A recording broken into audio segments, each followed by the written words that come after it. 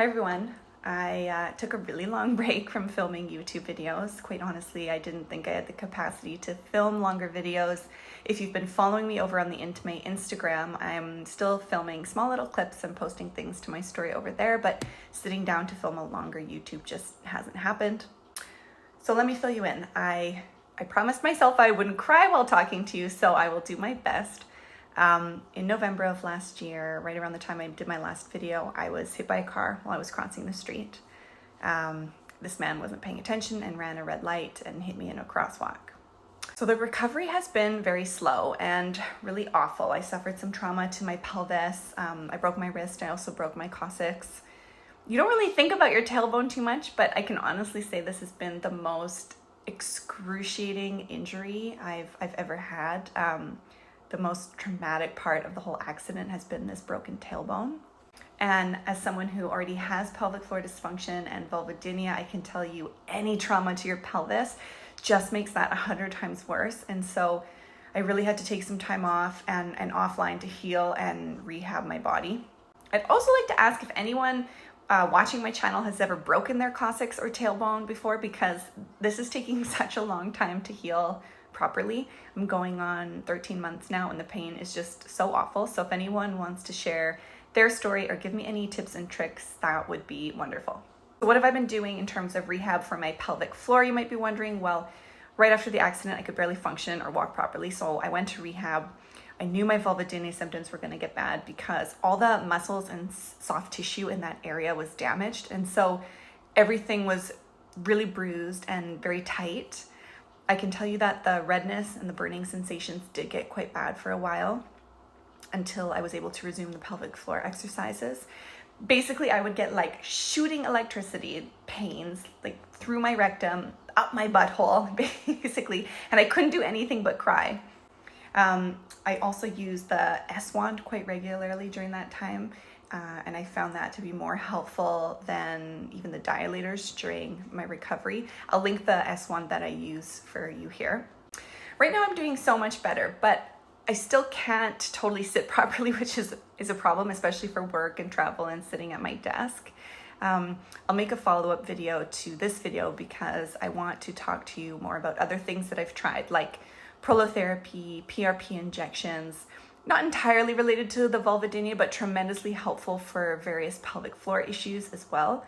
I also received something called the Frankenhauser injection into my pelvis right behind my bladder, which seemed super scary when I did it and wasn't the most pleasant experience, but it helped so much with the urinary problems I was having after the accident. Again, it's been such an eye-opening experience for me because people and physicians just don't seem to realize how excruciating pelvic floor injuries are. My insurance company thought I was completely crazy to request pelvic floor rehab instead of regular physiotherapy because it's considered extra special care here, which I think is just crazy for women to have to deal with when they are navigating healing this part of their body. Anyhow, the recovery has been so slow, but I did want to share I was able to go back and see Dr. Goldstein. I had so many of you write to me, which is amazing, asking how things are going and if I've noticed an improvement with the treatment that I've been doing. I will say my follow-up was great. I can't speak highly enough about Dr. Goldstein and his staff. I've now been to both of his offices in DC and New York, and everyone there is just so wonderful. Yes, I've been doing my hormone treatment for 3 years now, and I've had almost no infections or really bad vaginal irritation during that time, which honestly just blows my mind sometimes. If you remember, for 10 years, I struggled with horrible infections and pain with sex. And when I first started the estrogen cream, I remember getting a really bad yeast infection flare-up a month or two after I started. And that's just because you kind of have to kickstart your system again. You have to allow all the normal flora to come back and flourish. And I was told that was completely normal after initiating a vaginal estrogen. And since then, everything has really calmed down a lot. I would say for about a year, I had some yeast symptoms, but nothing close to what I was struggling with for the 10 years prior. It was all completely manageable. And now, at almost 3 years since my first visit to Dr. Goldstein, I feel like I'm so much better. Intercourse is no longer painful. I don't wake up with burning and redness and rawness every day. I know it's not 100% because every once in a while, if I know my pelvic floor is tense and I notice an increase in pain and swelling, but now I just know how to manage it better. I'm able to have intercourse on a regular basis if I want. Maybe not every day because my tissue might not ever be exactly as it used to be, but I'm okay with that.